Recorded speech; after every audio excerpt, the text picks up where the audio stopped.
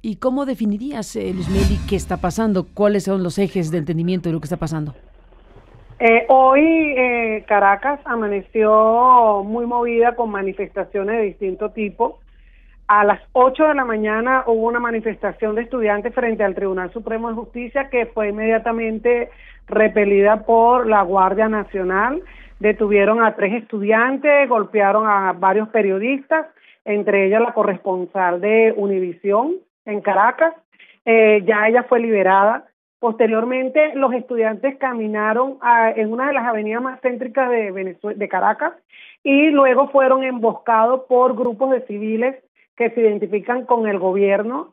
Estas personas, estos atacantes fueron a su vez reprimidos por la Policía Nacional.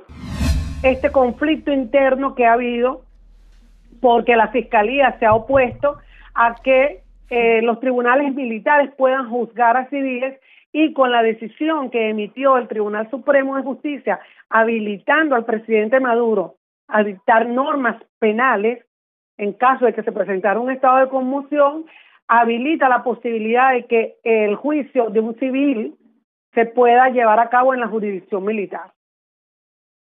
Luz Meli Reyes, estamos frente a un asunto que efectivamente agudiza más una crisis en Venezuela que está hecha de varias cosas. Déjame preguntarte sobre los motivos, digámoslo así, el fundamento que utiliza el tribunal para llevar a cabo una acción de esta naturaleza. Habla de desacato, habla de que la Asamblea no ha respondido a resoluciones judiciales. ¿De qué se trata esta argumentación, digámoslo así, jurídica para tomar una decisión de este tamaño?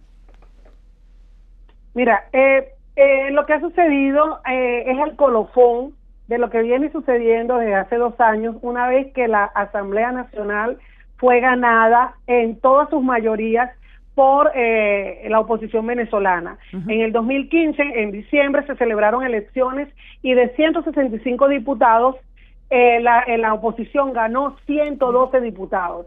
Durante el lapso que quedaba para la instalación de la nueva asamblea, la asamblea saliente, que era de mayoría a favor del gobierno, nombró 12 magistrados en el Tribunal Supremo de Justicia. Algunos de estos magistrados eran diputados en ese momento del gobierno.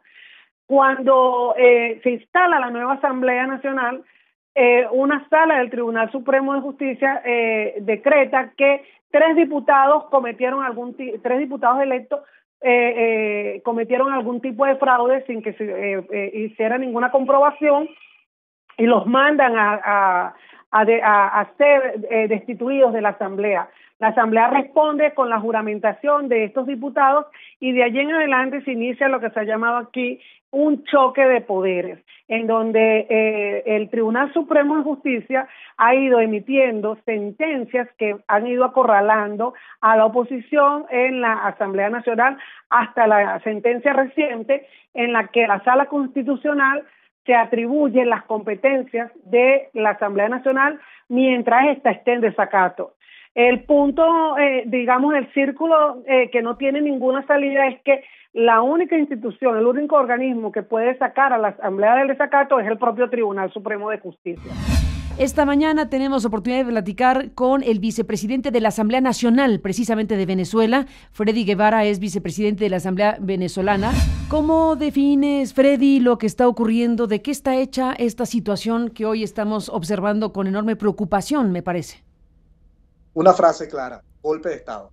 En Venezuela hay una ruptura del orden constitucional. Y mientras tú y yo estamos hablando, acaba de pasar algo histórico. Como bien sabe Venezuela, el mundo, la mayoría de los poderes en Venezuela están en manos del oficialismo. El poder legislativo es el único que estaba en manos de la democracia como tal. En este instante, mientras tú y yo estamos hablando, la fiscal general de la República, fiscal que llevó durante mucho tiempo el proceso de Leopoldo López y que fue una aliada clave de la dictadura, acaba de dejar clara su posición de que en Venezuela se rompió el orden constitucional. Es decir, estamos no solamente ante un golpe de Estado, sino también ante la posibilidad y la evidencia de que haya un quiebre dentro del régimen y que esto pueda facilitar una transición hacia la democracia si continúa la presión internacional y si continúa la movilización del pueblo de Venezuela. Pero se entiende que en lo que ha pasado en Venezuela, pues es una partidaria de Maduro o algo por el estilo. Es decir, la fiscal general durante muchísimo tiempo fue una aliada clave del régimen. De hecho, para ponerlo muy claro en esto, y no para hacer rencillas al respecto, sino más bien para significar lo importante y lo clave que es esta posición para el país y para la democracia en general. La fiscal general fue una de las que llevó el proceso para enjuiciar y meter preso a Leopoldo López. Es decir, no estamos hablando de una figura de la oposición, no estamos hablando en ningún momento de una figura que haya estado de manera independiente durante su ejercicio. Por el contrario, y estas son las cosas positivas que vemos cuando las crisis generan dentro de quienes soportan las dictaduras los llamados de conciencia y los llamados a pensar incluso en su futuro y ellos mismos. Estos son el tipo de cosas que ayudan a que hayan transiciones de dictaduras a democracia, y este es el inicio de algo fundamental que esperamos que se siga repitiendo dentro del Estado venezolano y que solamente va a seguir ocurriendo si seguimos contando con el respaldo internacional y la movilización del pueblo en la calle. Está en la línea telefónica Pedro Alfonso del Pino, abogado constitucionalista de la Universidad Central de Venezuela y bueno, pues analista de la realidad de su país en estos momentos, a quien le aprecio mucho que nos tome la comunicación de México a Venezuela. Pedro Alfonso, buenos días y bienvenido. Muy buenos días, muchas gracias. Gracias, Pedro. Bueno, como constitucionalista, ¿cuál sería la expresión que usarías para definir lo que ha pasado con el Tribunal y la Asamblea Nacional? ¿Cuál es tu expresión para definirlo? Bueno, las dos sentencias del Tribunal Supremo de Justicia de esta semana lo que muestran es un descalabro institucional del país en este momento. Y en buena parte por eso es la expresión que para nosotros es inaudita, sin precedentes, dentro de estos últimos 18 años, de la Fiscal General de la República, en primer lugar, rindiendo cuenta su informe anual, no ante el Tribunal Supremo de Justicia, que es donde tuvo que haberlo hecho, ya que la Sala Constitucional suplantó a la Asamblea Nacional. El informe se debía presentar ante la Asamblea, pero si se desconoce la Asamblea y el Tribunal se suplanta, debía hacerlo ante el Tribunal. Hoy la fiscal presenta su informe en su propia sede. Y segundo, está hablando no solo en nombre personal, sino en nombre del equipo y de todos los funcionarios, lo menciona ella misma, de más de 10.000 funcionarios y fiscales de toda la República, haciendo un énfasis claro de que hay una ruptura del hilo constitucional. Esto desde el punto de vista jurídico, desde el punto de vista político.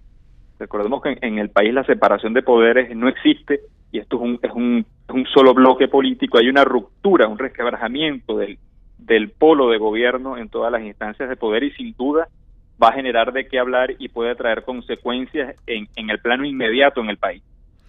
Indudablemente, tal como lo dices, Pedro Alfonso, este es el gran asunto esta mañana, el hecho de que la fiscal general haya expresado las cosas de esta manera. Hablar de una ruptura de orden constitucional viniendo de la fiscal es importantísimo.